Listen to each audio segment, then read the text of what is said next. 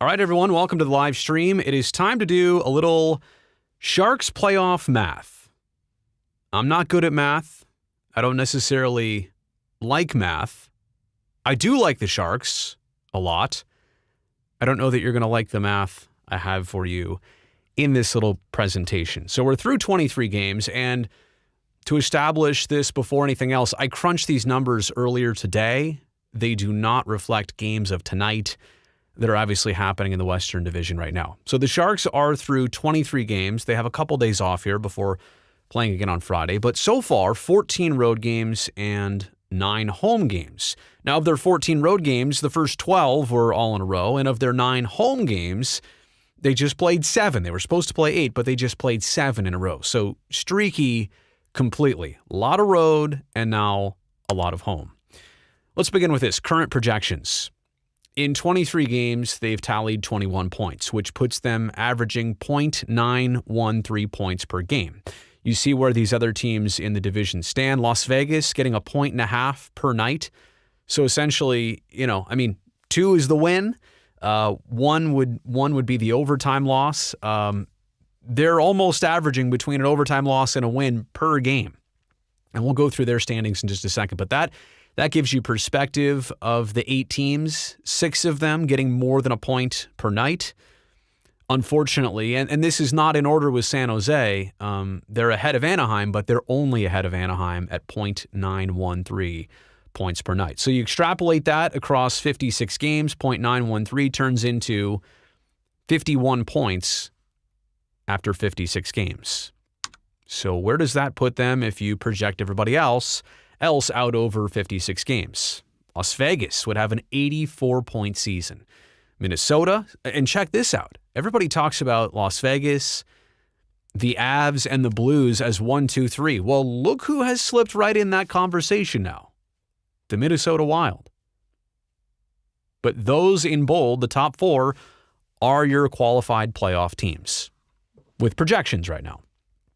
Arizona and Los Angeles would be significantly out of the conversation. 8 points is a big deal of not making it. It's not like on this projection, it's not like they barely didn't get in. 8 points is significant. Unfortunately, there's another sizable gap between the Coyotes, Desert Dogs, Kings, and the Sharks. There's a 9-point gap between that difference. And then there's a couple points even with Anaheim, who is projected to get to 47 points in 56 games. So if the Sharks want to be a 4th seed in the West, hypothetically, and it would also mean that one of those top 4 is not in there, they would need to be in this conversation. And this is just for the 4th spot. 47 points in 33 games. They would need to average 1.42 points per game. So it's not impossible because, you can see it right there. Las Vegas, at this point, is currently converting at a 1.5 rate.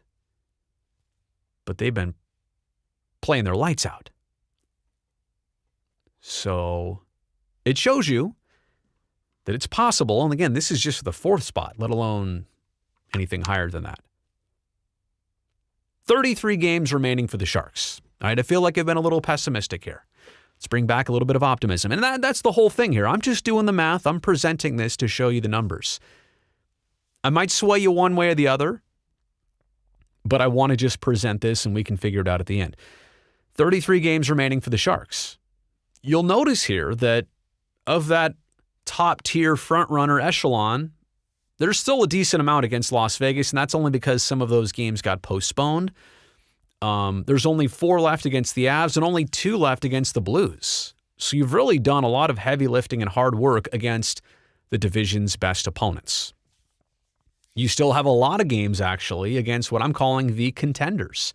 Minnesota and Arizona are the 2 teams that coming into this year. Now, Minnesota might have put themselves in that front-runner conversation the way things look right now, but they're at least a contender.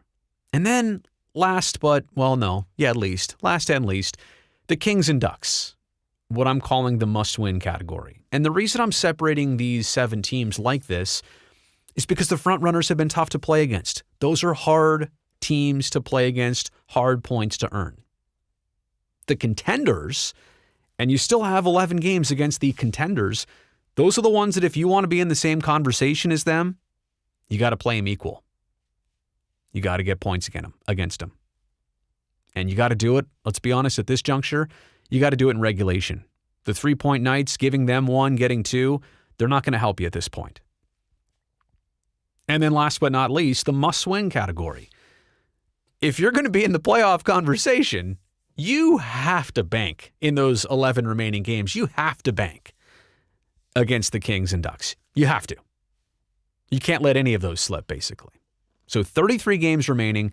You can see where a majority of them lie in terms of opponent. How about interesting portions of the schedule that remain? Between April 2nd and April 14th, 7 games in a row against, what did I just call them? The must-wins. 7 games in a row against the must-wins. Staples Center. Then SAP against the Ducks, SAP against the Kings, Ducks. Early April. Time to cash in. 7 in a row in the span of 12 days. 7 games in 12 days, too. Think about that. Then from April 16th to the 21st, a 4-pack of tough games. You're on the road. It's your last long road trip of 2021 of the regular season. 2 in Minnesota, 2 against the Golden Knights at their barn. And then April 30th to May 5th, you get the Avs 4 times in a row. A little home and home. I almost called it Pepsi Center. Is it called Ball Arena? Whatever. 2 there, 2 back home. Those are not going to be easy at the very end. That's basically the last couple days of the season, wrapping it up right there. So, the hopes. All right? We love to do the hopes and the worries. Let's talk about the hopes. You've got a lot of heavy lifting out of the way. Your longest, and I mean longest and most excruciating road trip in franchise history. It is history. It's over. 40 days and nights on the road to start off this year, done with. You're not doing that again. Don't have to worry about it. Hurdle, back from COVID, thankfully. Very scary to hear what he went through, him and his entire family. Tomasz, if you ever see this, I doubt you will. I'll just text you. You know, obviously, been thinking about you this entire time. Timo Meier with the lower body injury. Sounds like he's back this week. Erik Karlsson already went through a groin injury, or at least a quick tune-up or rehab or whatever he needed to get right. You're past 3 of your main players dealing with something and back from it. And again, the opponents and trips remaining, you're going to stay in California, you're going to stay in the Pacific time zone. You've done the heavy lifting. So those are the 3 hopes. There are a significant more amount of worries. Like going back to the fact that to earn a playoff spot and to get those points necessary, what did I say, 46 points? Is that the right math? 47 points? Yeah, 47 points in 33 games. You need a 21-7-5 record just to be in the conversation of a 4 seed at this point. That is no question a lot. I'm not going to lie. Doable? Yes. Difficult? Absolutely. The other thing you have to think about, consider here, is that Minnesota, was counted as one of those middle ground teams. They have emerged. That's another worry. It's not just, even if you could accomplish 21-7-5 by yourself, what if they finish with 1 more point than you because they've had a good season earlier and they started earlier than you did? Another worry is the fact that the Sharks right now have only 4 regulation wins. And that is, basically more than half of their wins have come in overtime or shootouts. And that's fine. I mean, they've played in close games, but I'm just saying the point distribution, that they've gotten 2 on that night, but they've also given up 1 to a divisional team. It's rough. It's just rough the way it works this year.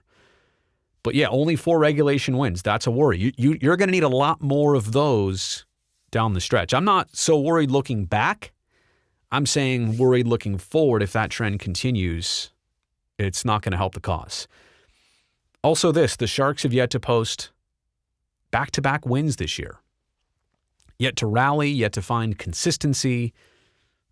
Again, I know I was very positive for a second, swaying negative here for a second.